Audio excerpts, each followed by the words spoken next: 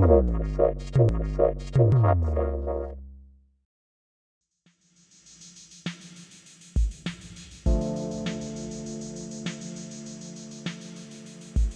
and welcome to our viewers on cruxinvestor.com and also to our listeners on Cruxcast, our new podcast series. We're here today with Paul Atherley, you're the chairman of Pensana Metals. It's a new story for some of our viewers, so Paul, if you don't mind, give us a 2-minute rundown. My pleasure, thanks for the invite, Matt. It's an exciting space, it's EVs, and I think every day you open the newspaper and there's something more about EVs, whether it be Tesla, or whether it be VW, or some aspect of it. So I guess for many investors, the question is, how can I invest in that space? And clearly it was Tesla, but then the mining companies have all come around and said, well, there's these things called battery metals, and we've all heard about lithium and cobalt and vanadium and all these complex chemical assemblages in the anode and the cathode. But when we think about what a battery does, a battery powers an electric motor. And the thing that we would like to say to investors is the biggest energy transformation in history is happening right now. And that energy transformation is the conversion of internal combustion engines into electrification of motive power. And the way to think about it is not just cars, it's wind turbines, these are electrified, aeroplanes are now being electrified. Ships pumping out all this pollution from bunker diesel fuel will be electrified. So any form of motive power will be electrified. And there's two metals really that go into an electric motor. Really quite simple, you'll remember from school. There's a copper wiring, and there's essentially a magnet. And a long time before you were born, when I had my first car, it used to have a starter motor that big, a big lumpy starter motor. And in that starter motor, there's a big lump of magnetite and an electric copper rotor. Well, what's happened in the last 30 or 40 years, these rare earth magnets have come along. So instead of being a big lump of magnetite, they're tiny little magnets.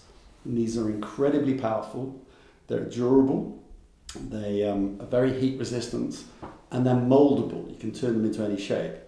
So they're perfect for axial motors in electric cars. They're perfect for weight sensitive areas. So they've now taken off, and the components of those magnets are some rare earth metals called neodymium, praseodymium, iron, boron, and a few other things. So essentially what we're saying is neodymium, praseodymium, NdPr as we call it, are the key metals that go into the magnets that are the drivers of this energy revolution. Okay, great summary. And I do remember some of that stuff from school, but not very much of it. Tell me, it strikes me that everyone's understands the EV story. That's where it's going. But you found a little niche in there. So this is particularly exciting, I think, to a lot of investors, and I know you've been on a road show, and you continue next week, I think, on this road show. How is that being received? Do people understand where you sit in the EV story? The EV story, as you say, is very well understood by the generalists, and the big institutions we're talking to are coming at it from the EV angle. What interests them is when we explain that this NdPr or rare earths that people are more familiar with, what they're unaware of is 87% of the world's magnets come from one country, and that's China. And China mines these rare earths, it turns it into oxides, turns it into compounds, turns it into alloys, and ultimately into magnets. So when Tesla talks to the Chinese rare earth manufacturers and the Chinese magnet suppliers and says, show me your supply chain, the supply chain is all China. Right. So what happened is the Chinese are now looking elsewhere in the world for new supplies to their processing stream so that they can say that they are diversifying. And we've seen a big move in this space because there is only one non-Chinese major rare earth producer in the world today. It's an Australian listed company called Lynas Corporation. And another a very large Australian conglomerate called Wesfarmers has just bid $1.5 billion cash for this only this only non-Chinese, there was only non-Chinese rare earth producer. So what the institutions we're talking to are fascinated by is the strategic nature of rare earths. And as of this morning, in the conversation on the trade war between China and the US, there's a commentary in the Global Times. I'm sure you read the Chinese newspapers every day. Global Times is basically saying we could turn off rare earths to the US, and that turns off not just for EVs, but for military applications, for wind turbines, for medical applications across the board. So the response from the generalist institutions is they're fascinated by the strategic nature of somebody who can become a non-Chinese rare earth producer. A couple of thoughts there. I mean, we've talked extensively with uranium companies recently and the geopolitical nature and security issues that they are facing, or they feel they're facing. So I do understand, the standpoint that you're discussing here. The second point is, do you feel that rare earths is now getting a hearing where it didn't? I mean, I remember financing something back in 2013, rare earths, Great Western Minerals, $100 million in South Africa. That was a difficult raise. People don't understand the nature of rare earths and the uses. Do you think because EV revolution has changed people's perception or understanding? I mean, how easy is it going to be to go and raise capital? Well, a lot easier than it was then. An example would be Fidelity have already bought 5% of us on market, and we expect them to follow their money. Interesting. And we're getting a very big audience this week and next week from major institutions. The answer is considerably easier than you had. But there's two reasons for that. One is the reason you mentioned, it's EVs, because people now understand the relevance of rare earth to the EVs. But secondly is that we're not doing what many of the other rare earth producers are talking about, potential developers are talking about, is going downstream. We're simply going to produce a concentrate. We're not asking for $500 million or $1 billion to build a rare earth oxide processing plant. And the reason we can do that is our project is located right next door to a $1.8 billion railway line that goes to a $2 billion port. Right. So we have the advantage of one of the world's largest rare earth deposits, one of the highest grade. We're in Angola. We're in Angola, and it's right next door to a major railway line that's just been upgraded by the Chinese. So we're in the perfect position to become a concentrate supplier, very low capital cost, very low operating cost, to supply the Chinese rare earth processors. Right, okay, thank you. So tell me a little bit about all those moving parts. Tell me about the project and what your thinking is, or strategy is, to develop this into a much larger market cap than you've got today. Well, we're a 20 million Australian dollar market cap company at the moment, and we've got probably the best rare earth project on the planet today. So the question you're asking me is how we're going to fund it from where we are today into reality. And it's relatively straightforward because the advantage of being a concentrate producer is the capital cost is considerably lower. It's not $500 million. So explain that to people who might be thinking about conventional mining. So what does it involve? In my personal view, if you have infrastructure, it translates the capital investment down from, say, $500 million to closer to 100 million. And as you and I know, 100 million capital raise, 100 million funding is bite size. You can go to one provider, somebody will provide you with $100 million. The moment you're more than that, in several $100 million, you're dealing with a syndicate, you're dealing with all sorts of complications about being able to fund it. So one is the funding is bite size as a single entity, and secondly is we've got fantastic margins. A bulk concentrate of rare earths to China is considerably, orders of magnitude, more profitable than, say, a lithium concentrate or other concentrates into China. Right. So our margins are very, very high. Our capital cost is low.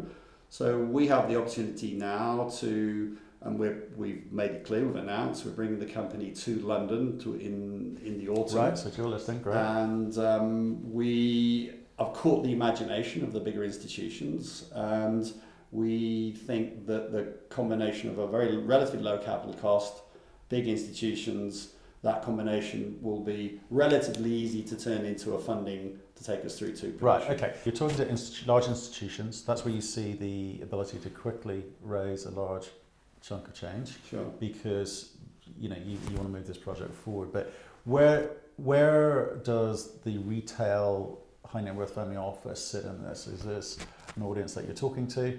They can buy the stock freely in Australia today. Right. The stock is well articulated in the presentation that's on the website. Right.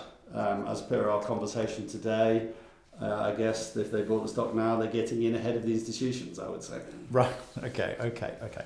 So let's talk about what this process is. Okay. Like I said, the question was, conventional mining. You understand? People understand you're trying to find stuff under the ground. So you're talking about the concentrate, which is high margin when times are good. To explain how to visualize it. Great. This is a carbonatite, which no one outside geologists knows what that means, which is good. Basically, all it is a weathered pipe of mineralization, and it leaves a blanket of mineralization on the surface that's deeply weathered. What weathered means, it's basically broken down. The slightly acidic rainfall breaks down the fabric of the mineralization, so it becomes relatively soft and more accessible. That top 50 to 60 meters is our ore body. It's a blanket. So there's no big mining, it's just stripping off the surface. Okay. So that's number one. Number two is the actual process we're going through is the grade of the ore in NdPr is 0.85%, and we're going to upgrade that to around 6%. Right, okay. So, and I'll give you an example for those of you who are familiar with lithium. Yep. And a lithium spodumene miner, there's a hard rock lithium miner, would have a lithium ore body grading around 1.5% lithium, upgrading to a 6% concentrate. We're going from 0.85 to 6, so it's similar. The difference is that their concentrate, when it arrives in China, is worth less than $1,000 a tonne. Our concentrate, when it goes to China, is worth more than $2,000 a tonne. So considerably more profitable than, and I'm only using lithium as an example because people are familiar with it, but it's the same for copper, same for zinc. So basically, we're a very high value concentrate off a very low cost base. Does the price, is it erratic? Is it fairly steady? What's it look like for the last 5 years? Last 5 years, the rare earth prices have collapsed. They're very, very low. So all the numbers are giving off the low base. But when they ran last time, the rare earth prices went up 10 times. So they've got this capacity. So in your language, as a banker, a financier, it's highly asymmetric. But I'm not suggesting investors buy the stock because I'm not saying to you, NdPr prices are going to go up. I'm simply saying right now the economics look really, really good today. That's a great point to make. So from a low base, the economics still work because you've got a low ASIC, I guess people would understand, and high margins at the moment. So even if there's a fluctuation in the price, you're still making money. Yes. Okay. What have you got today? What have you spent money on? What have you done? So, what do you know? So what we've done is we've done 2-3 rounds of drilling, and the drilling has brought us up to what's called an inferred resource. We've now just completed a diamond drilling program. And the diamond drilling program is an infill program that will take part of the resource from inferred resources to what's called measured and indicated. A measured and indicated resource, along with one other main thing, which is these diamond drill core is all being aggregated and put into separate samples, sent to Australia and tested. They'll form the metallurgical test work basis for the process route. You put those two things together, and it's the basis of the process route design, the plant design for the PFS.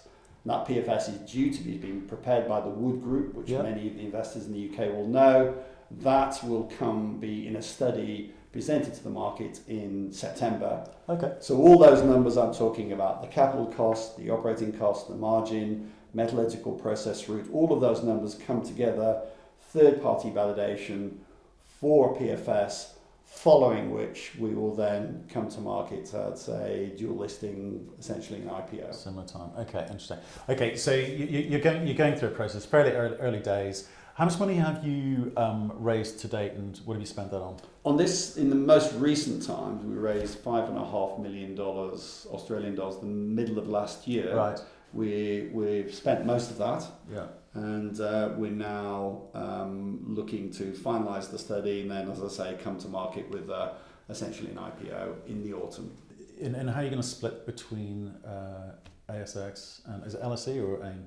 It'll be a standard listing on Right, LSE. okay. That's to be decided. We have announced we're coming. Yeah. The methodology and the final arrangements have not been decided yet, but we're definitely coming to a standard listing.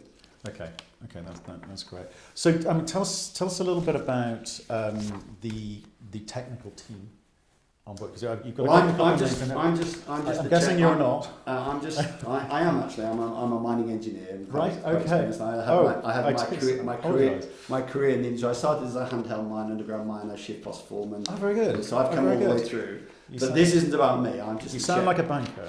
I spent a bit of time working in the banking industry as well. Okay. No, it's great. We've just employed a mining engineer by the name of Tim George.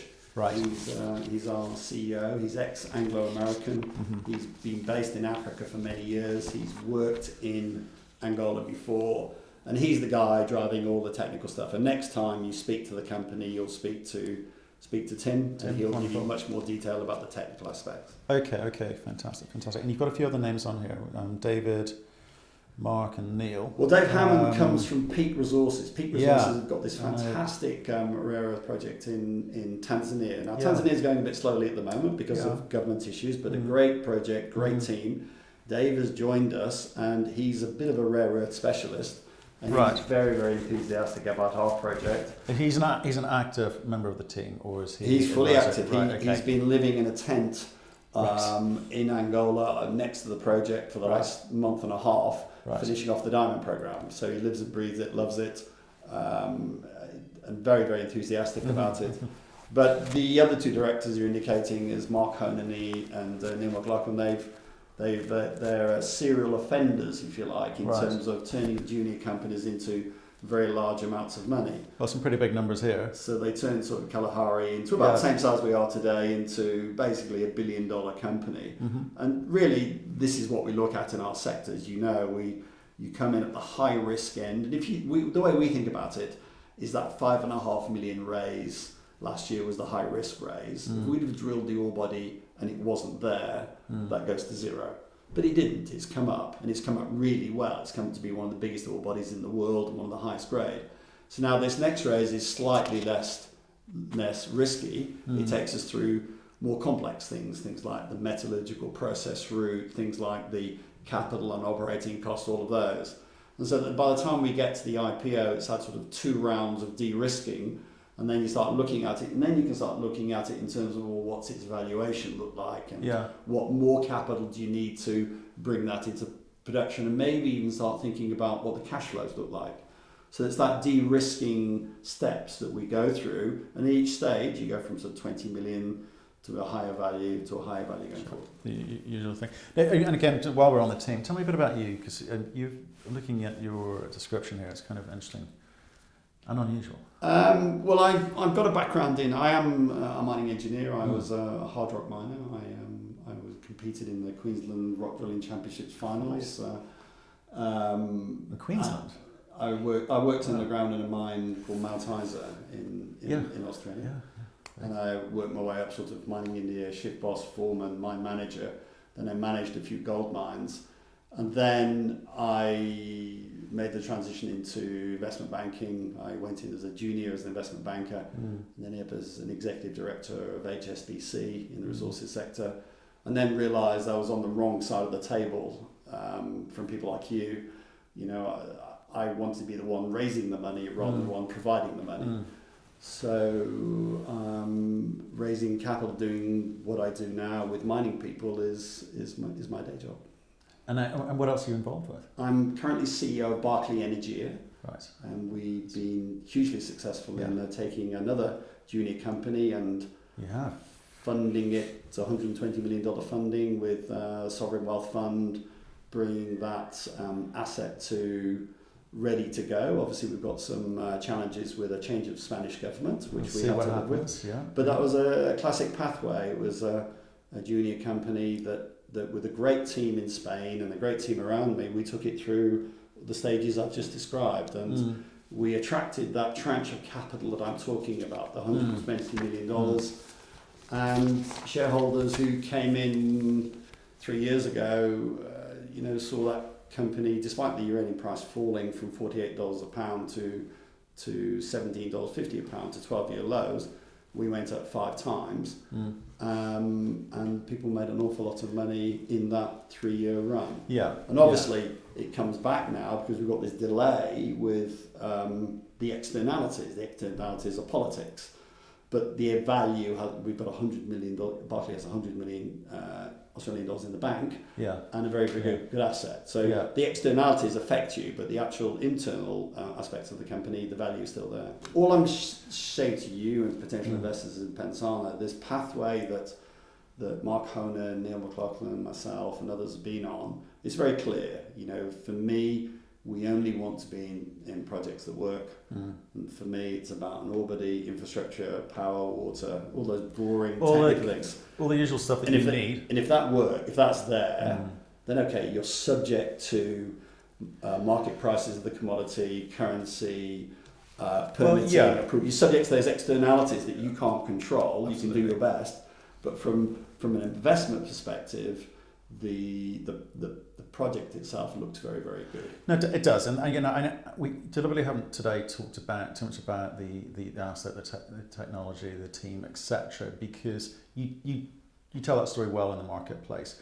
I'm interested, and I'm assuming that what you say is true, and therefore you're going to be able to deliver this from a technical perspective. We'll all know in September. Exactly. We've got one of the world's biggest engineering groups doing the study. Exactly. And so there's risk between now and then that some of the emphasis I'm putting on it may change, but it might go better. Broadly, you're relying on our team's experience to say this is what it looks like today. Exactly, and you've got a team who've done it before. Yeah. So that that's the comforting factor. So then it comes down to, is the story that you're telling with regards to where you fit in the EV story going to work? I mean, how big is that space? How big is that market that you're going for? Do you represent 1% of it or 50% of it? Okay, broadly, because we're only producing concentrate, we're not producing a metal or a magnet or an oxide, we're the only supplier of independent. We're looking to be the only independent supplier of rare earth concentrates outside of China. Outside of China. Now, okay, there are some small. Well, that's a small market, right? Well, it's a unique market, and what the uniqueness of it means that we think we'll be able to command premiums because the Chinese need to diversify. Why? Tell me that.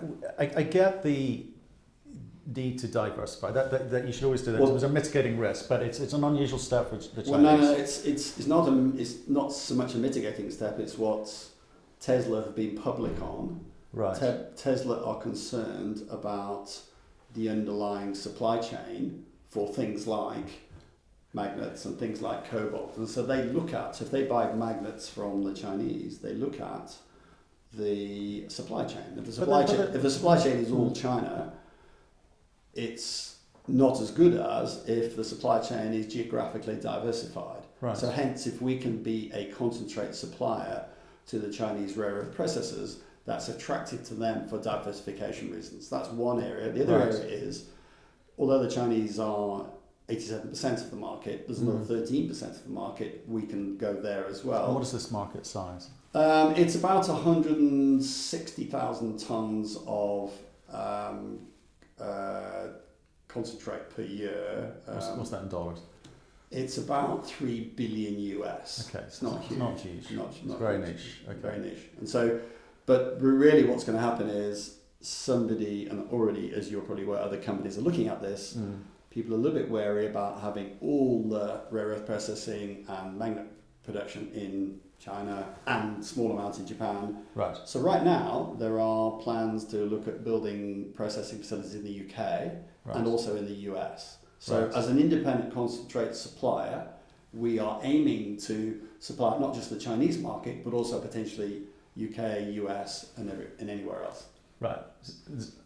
And just talking about that Chinese connection, does that negate you raising money from Chinese companies? Yes, we said we don't need any money from China. We're very, very confident of raising money here. Right. We've had a number of people, we've got a list of people approached us already. Right. And said, look, post PFS, we're very keen to give you money. Yeah. And it makes absolute sense to to not take money from the Chinese. It keeps that independence. Absolutely, absolutely. And then I guess just to understand the Tesla impact. Now they were kind of first to market, thought leaders, and a very vocal ex-CEO, I guess now. Why does their voice still resonate in the marketplace and telling the Chinese what they should and shouldn't do?